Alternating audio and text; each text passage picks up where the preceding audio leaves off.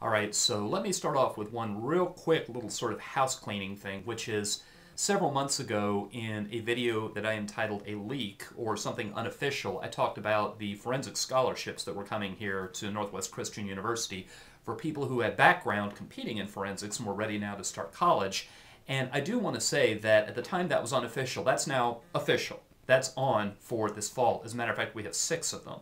And within the next 3 weeks, about 3 weeks, we are going to launch our new website, and around then we are going to have an online application to where you can fill it out, click submit, it'll come to me, and if you've been looking at the school, and if you're considering the possibility of coming here in the fall of 2012, then we can get that in the pipeline and figure out what to do, so watch for that. What I want to do with the recording that I'm making today is I want to talk about the negative on the Stoa topic, and I want to talk about what I think of as toolbox arguments. They're not topic generics because with the topic you've written, I think a topic generic is not really possible unless it were to be like global anarchy or unilateral disarmament or something like that. And actually unilateral disarmament would probably be topical, wouldn't it? At any rate, toolbox arguments, they're good at the beginning of the season while you're still working on your refined case hits. They're good because you can get a little bit of continuity in your negative strategy. You can use your negative debates to become a little bit of an expert on certain issues while at the same time getting skilled at debating the link to those issues with the different affirmatives that you go up against. I do think that debate practiced at the highest level, that the finest form of debate does include very precise clash, and I do think that there are shortcomings to depending a lot on generics. But I do know that toolbox arguments can have their place, and that sometimes you get wrong-footed, caught by surprise. Sometimes someone has a new affirmative, someone is from a region that you didn't expect to meet up with, especially at some of your national opens. So I think that there is a place for these. I'll also say that I urge you, absolutely urge you, not to be dependent on source books. Now, I didn't say don't use them, although to be honest, I have to admit, I have rarely known a really consistently successful debate team that made much use of research that somebody else did. But I do see that source books have their place. They have their place if you're a beginner. They have their place in some of the same ways that toolbox arguments do to fill the gap. But this is an exercise that I used to occasionally do when I would work at the Baylor Summer Workshop. I would have somebody take their very favorite book that they've ever read. Maybe you take one of the Narnia books, whatever it is, a book that you know inside and out, and then find someone else in the room who'd never read the book. Person number 1 then has 2 or 3 minutes to tell the story to person number 2 who's never read the book. Person number 2 then has to explain the story to person number 3 who's also never read the book, and person number 3's job is to ask what about. Point out plot holes, ask about things that may have taken place behind the scenes, ask about the relationship between different characters, and watch person number 2 squirm and try to make things up. And the point was, when you are making and trying to defend an argument that was constructed from research done by somebody else, and you didn't read the entire article, and you didn't read the entire book chapter, and you don't know what the author said in between those cards, the same kind of squirming and struggling that person number 2 had with person number 3 is the same kind of squirming and struggling you're going to have in debates. And if you've been looking for what is that force multiplier, what is it that can let me take the leap to the next level and be a much more successful debater, well, if you're not doing your own research, there it is. That's what you ought to be doing. So if there's any way you can get to a decent-sized library, if there's any way you can get to some decent online research resources, then if I were you, I would make it a high priority to start constructing my own arguments from my own research. And I actually plan to come back in a couple of days with a second video with possibilities for affirmatives, because I've had a few more thoughts, but they need to do a little bit more fermenting, and I need to do just a little bit more surveying. Not really reading entire works, but just looking and seeing what's out there before I make any more recommendations. But today, here are some negative strategies that I think you could use in a lot of debates. The first of them is, anytime you've got a presidential election coming up, you got to have an elections argument. Now, the trick this year is that there's going to be plentiful evidence that says that national security, defense, is just really not a factor in this election. This election is about the economy, and then the economy. Well, there are 2 things I think you can do with that. The first thing is, if you really want to be kind of savvy, kind of skillful, what you do is you identify what the battleground states are, And then you have to do a little work and find out which one of them has a local, very developed defense industry. Which one of those, in their big population centers, do they have an aerospace manufacturing center that employs a lot of people? And then you try to get good on the argument that major changes in defense posture are nearly always reported in urban papers as having implications for the local economy and for jobs. And then you have your link into an election argument. And you want to write the election argument both ways. You want to find out if Mitt Romney is elected, Mitt Romney is going to do this, and it's good, and Mitt Romney also wants to do this, and it's bad. And if Barack Obama is reelected, then he wants to do this, which is good, and he wants to do this, which is bad. And then that gives you every possible option. You also, I think, will find some people who say that United States' strength in the world and the American people's sense of safety, it's almost always downplayed. Political commentators very often say that it's not going to be a factor, but actually it turns out to be more of a tiebreaker where people are undecided and where independents are making up their mind. You can often find link evidence like that if you go looking, if you're doing targeted searches for defense, military deterrence, things like that, and election, and voters, and so forth. So you almost have to have an elections disadvantage. And even if you don't want to invest the time in that, then you still need to keep in mind that very likely other people are going to have an elections disadvantage. So you need to think through on the affirmative, what is your strategy going to be if you hear an elections argument? Now you might also be thinking, well, our season gets started so close to the election that there's not really a lot of point to it. But a lot of that work that you've done as far as public opinion, that's the kind of stuff that can turn then into a good politics disadvantage. That's the foundation for the first 100 days, for the honeymoon, if Romney gets elected, and for the transition period to, I don't know, it's been a while since I put together a political disadvantage for someone who's just been elected to their second term. And the dynamics are a little bit different, but still, you've got a lot of the initial link work done, and even with the impacts, you've started in on sort of monitoring week to week. Now that Obama's been reelected, his top agenda item is, and if that gets passed, it's good because. So it's not the case that the night after the election, you just have to take your elections disadvantage and throw it away.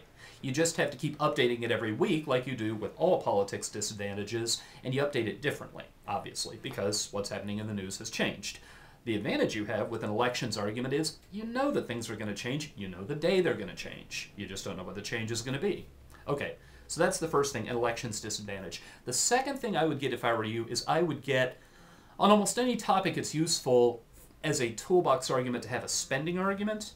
But I think in this case, it's a little bit different because it's a military budget argument. And the work of the super committee from last year, they said that if no agreement could be reached, then there had to be huge cuts to the military, and that's been pushed back several months, but that deadline is going to come sometime in the middle of your season.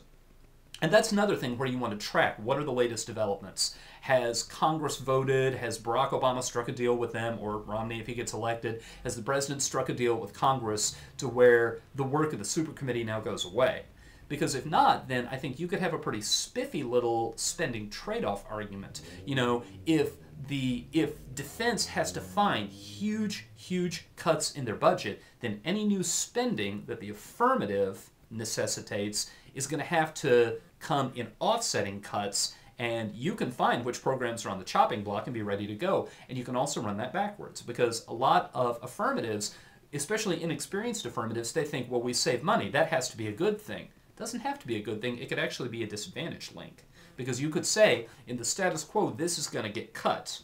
But if the plan saves money, then all of a sudden this money is freed up for this program, and this program is bad because. So, it's also the case that in this writing you're going to find that military spending is, it has a particular different political profile to it. So it could be a way into the politics debate, for one thing. And for another thing, it could be, I don't know, it's been a very long time. It's been since my freshman year in college since we've had to cut the links as to what defense spending does to the deficit reduction debate. But you want to make sure, especially when you're affirmative, that you're asking the negative if they run a spending argument. Now, do your cards talking about spending blowing the budget deal? Do they talk about defense spending? Because defense spending has its own status, and a lot of people who will screech and holler about any new spending won't do it when it's about defense spending that makes America stronger. And when you're negative, if you've cut those cards, you want to make sure that you are distinguishing your argument from what the affirmative might say about deficit reduction that is not specific to the military. So, a spending argument, but you want to make sure the spending argument is about the defense budget. And so it's not necessarily the case that you're going to go straight to the debt and the possibility of another downgrade in the credit rating or investor panic or anything like that that would be a typical spending argument.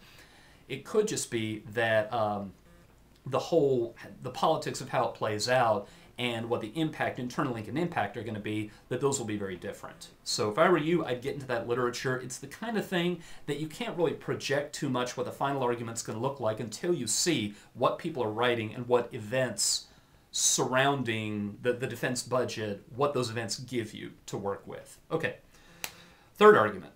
Third argument is a set of, I guess really this third category of argument is about America's strength, about America's deterrent, about America's security guarantees. The verbal shorthand for this when I have coached on security assistance or military topics in the past is hardline, softline. Or, well, yeah, that's a good way to start it. You want a set of arguments that says that it is a bad thing for the United States to appear to be stronger, and a set of arguments that says it is a bad thing for the United States to appear to be weaker. Let me take weaker first. The easiest way to find those arguments is to find security guarantee or miscalculation arguments. There are allies we have all around the world who are very, very dependent on the United States for their security. And I'd say probably the quickest ones you could get to, I think, South Korea. I think that you could look into a North Korea miscalculation, North Korea invasion argument. If the United States does anything that looks like it's drawing back, if the United States does anything that you, in explaining the link and describing the affirmative in the second negative, if you could say, this will be perceived around the world as the United States consolidating its forces. If you could say that, then you could say that North Korea will read the tea leaves and they'll think that the United States is not going to expend its resources defending overseas allies anymore, or at least its commitment is questionable. And there's very, very good evidence most of the time saying that the second North Korea thinks that the United States will not intervene, that's when it will attack South Korea. And of course, we would then be obligated to defend South Korea, and you can pretty easily win that China gets drawn in to defend North Korea, and that's superpower confrontation and a really, really big impact. Now, you might also, a second argument I think that you could get to pretty easily is that Israel is very dependent on the belief that the United States has its back in any kind of confrontation. And way, way back in the 1980s, the argument that we used to make about any weakening in the United States security umbrella was that Israel would disclose its nuclear arsenal. Because Israel has had nuclear weapons going back to, I think, the 50s and 60s. Well, the 60s, not the 50s. And there was a lot written back then about how if Israel ever felt that its back was up against the wall, it would just finally publicly reveal that it had nuclear weapons, announce to the world that it had a nuclear arsenal that it was prepared to use. And at that point, its enemies in the Arab world would attack with everything they had. Because once Israeli use of nuclear weapons became thinkable, then they feel like they've got an existential threat to their existence. I don't know, because I haven't gone digging whether that argument is still viable. I think it's more or less that the whole disclosure issue has gone away. But I do know that Israel has particular threats, and I'm thinking about Iran, that if the United States' security commitment was questioned, that Israel might feel that it had to launch preemptive strikes on Iran. And then you can win escalation arguments, you can win impacts to that would be pretty big. And the argument going the other way, that it's bad for the United States to have a strong deterrent, I think that you could probably win. I think you go out and cut cards, find cards for an Iran encirclement argument. That Iran feels as though most of the world's major powers are ganging up on it, and that's why it's moving so quickly to try to develop a nuclear arsenal. But what's going to be difficult is going to be finding some sort of uniqueness for this, saying in the status quo, what Iran is doing is going to result in a good ending.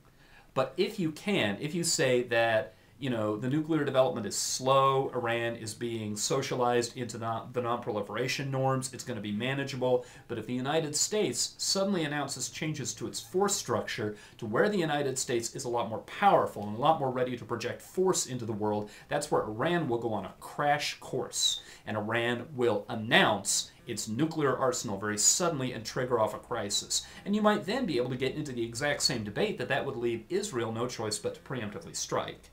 And then you have a Middle East war and a lot of nations surrounding that have to choose sides, and the possibility of escalation, the possibility of maybe, because it's that part of the world, a global cutoff of oil supplies and the ensuing danger to the economy, which is another way to a big impact. That's something I would look into. So if you weaken the U.S. security guarantee, you have a pretty good Korea argument potentially, and you also have a pretty good Israel argument potentially. And if you strengthen the United States force posture in the world, then you probably have a pretty good Iran argument. And I think those are the easiest ones to get to first, but you should go looking at the status of other United States allies and even United States enemies around the world. You might find that what Putin's been doing in getting reelected, he's talked more and more about the United States and how the United States is not quite the friendly, easy-to-live-with nation that it's tried to posture itself as. You might be able to win a new Cold War argument that if the United States shows signs of getting more powerful, then Russia will feel compelled to respond, and that could trigger off an arms race. You might find that there are other United States allies around the world that if the United States security commitment is called into question, Japan, for example, that they might feel that they had to build up their own military, and that could trigger off regional arms races. But the easy ones, the ones where I think the cards will just tumble into your lap, are Korea and Israel and Iran. Okay, third category of argument, civil-military relations. And there are a few ways into this. Civil-military relations and also civil-military gap. And I think you have to torture the literature on civil-military gap a little bit, but I think you could wind up with some arguments that are at least a little bit distinct to where the evidence that answered one wouldn't necessarily apply to the other. I wrote a civil-military relations disadvantage. Oh, when did I do this? I think it was on the environmental pollution topic we had, just because near the end of the season there are more and more people running military affirmatives. And when you go and dig into books and law review articles and journal articles talking about relations between the civilian branches of government and the professional career military in the United States, you find that the legislative process, that civilian politics, that the fact that generals and other officers have to go and lobby Congress for their budgets, for permission to do certain things, authorization to be involved in certain missions, that there's friction there. And when legislation is passed, when new programs are passed, a lot of times that results in some internal bureaucratic rumbling and squabbling, and you can win that undercuts preparedness. So you could say there are certain kinds of reform, certain kinds of big systemic reform that if it comes out of the think tanks and if it's argued about through Congress, but you don't get the military signing on to it, and you could probably find evidence along the way. The military doesn't want to give up weapons systems. The military doesn't want to change recruiting standards. The military is very skeptical of being deployed in new theaters. You can find all of these utility link cards that you could use in a lot of debates, and you could say, if the military has to go along because the command came from their civilian masters, because we have civilian control of the military in this country, then nevertheless there's going to be a hit to readiness. And in any future crisis, we're likely to have another Black Hawk Down scenario where we have to pull out in the middle of a situation, which then gets a lot more dangerous. And you can win some big impacts to that, of readiness being hollowed out and the United States not being able to respond effectively in a crisis. The civil-military gap argument is a little bit different. I find that that's more and more is being written about this these days, that between mainstream public opinion in the United States and military opinion, there's a growing distancing. That we are pretty far into a generation where instead of being in the military just being one of the rites of passage after you leave high school, and just about everybody knows someone in the military, just about every family has someone in the military, we more and more have the military as being one segment, one niche of the United States population separated out from everybody else. And as opinion between the two drifts further and further apart, that's a problem for public support for military deployments. And it could be the case that we have another sort of Vietnam-esque struggle where the public is demanding that resources be cut, that missions be ended, that the troops be brought home, and that that's the kind of thing that could happen mid-crisis and touch off a big impact. Now, the link into that, the link into civil-military gap, I think that you would find it's similar to civil-military relations. I think that you might find that some of the link cards you cut for the politics disadvantage when things are popular because they are a projection of American strength, that's the kind of thing that people who are actually in the military have a problem with. And I think that the internal link could wind up being very much, well, I guess it wouldn't just be readiness. It would be, as I was talking about just a minute ago, it would also be American political support to continue to resource the mission. So that might be the distinction to let you make it as a slightly separate argument. But you get a lot of initial links that talk about ways of trying to fix the military, which means, of course, it's a great toolbox argument depending on the links that you find. A lot of it has to do with congressional authorizations, which I think a lot of people are going to do their plan by having Congress pass a bill.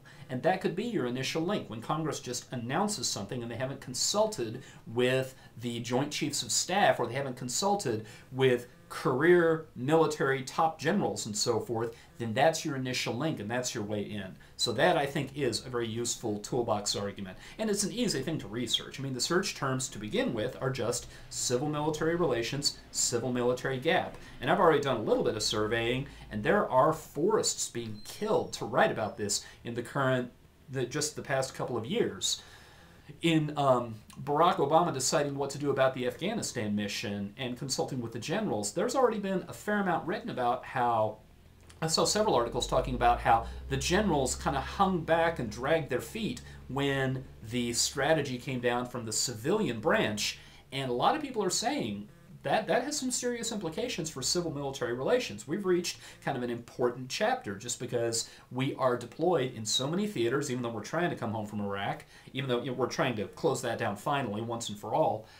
That's the kind of thing that there's just a lot being written about right now. So I think just with some simple search terms, and then after you've read a few of the articles, you'll find names of people, names of events that can give you a secondary list of search terms to go out and find more articles.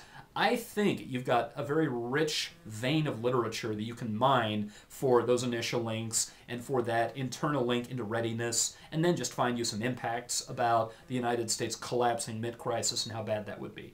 All right, so the last one.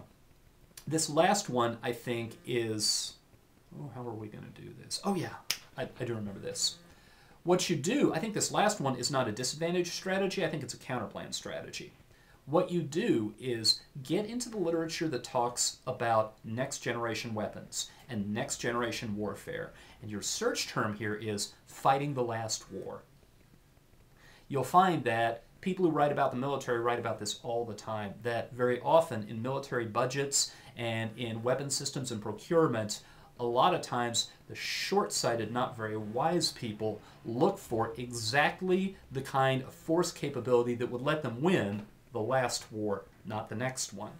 So then what you do is you write a counterplan that takes some big sweeping steps to upgrade, to in every way take what's cutting edge as far as weapon systems, as far as use of technology, and you do a big overhaul of the military. Now where the competition argument comes in, let me say from the outset, this is not a mutually exclusive counterplan, but then again, mutual exclusivity doesn't exist, and I have another video that talks about that. It's a net beneficial counterplan, and it's net beneficial for a couple of reasons. Reason number one, they're both research-based, by the way. Reason number one is that the way the military bureaucracy works, the only way they go along for sweeping reform is if they have no choice.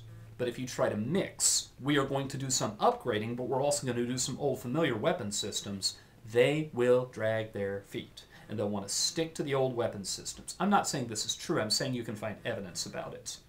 I'm saying that people who write about the sociology of the military will often say, when you're going to, the military is a very hidebound, very conservative, traditional institution, and when it's time to make changes, you have to make clean breaks. So if you're going to go to next generation weapon systems and technologies, you got to get rid of the old ones. Which means if you try to do the counterplan and the plan is what lets them cling to the old ways. The other ways that I think it's net beneficial is I think you could say, because I think one of the things that some savvy affirmatives will do is they'll center some of their advantages and some of their disadvantage strategies and turns and add-ons and things like that around what the military does to the economy, about the jobs that come out of defense and aerospace manufacturing. And so what I think you can do is you can say that these new weapon systems, not only can we manufacture them for our own military, but then we can also export them. We can stay the world's leader, and for the long term, it makes us more competitive. But that procuring old weapon systems undercuts and hollows out our competitiveness. It's almost as though, and you can use this phrase if you want to, what the affirmative is doing is they are committing the United States to manufacturing ice boxes in the age of the refrigerator. And the more factories you have set up to make ice boxes and ice delivery wagons pulled by horses in the age of the refrigerator, the more you're doing, the more you are sinking your resources into what nobody's going to buy. And so you say, doing the counterplan by itself in the long term makes us more economically competitive. It makes our export profile that much better. And that's another net benefit I think you can win, that doing the counterplan in combination with the plan undercuts that. Because it's a mixed set of signals to the market to keep sinking resources into the old way, and in the long term that means that they're not going to be competitive. So those are some directions to start with. To have an elections argument, to have a military budget argument, to have a military posture argument with both a security guarantees side to it and an over-deterrence miscalculation side to it, to have some civil military arguments, just because the process of how the plan is done will provide a good initial link into it that you can use just about any time, and then finally a fighting the last war counterplan strategy where you, as your counterplan, do big reforms to fight the next war, and then say doing those in combination with the affirmative is what will let the military bureaucracy sabotage the effort and also send perverse signals to the manufacturing sector that over the long term undercuts our competitiveness. Pursue some of those, and I think you'll have some good toolbox arguments that you can use in debates where you don't really have your specific case hit together, or where you're not even particularly happy with your case hit and need something offensive to make your strategy complete. Good luck.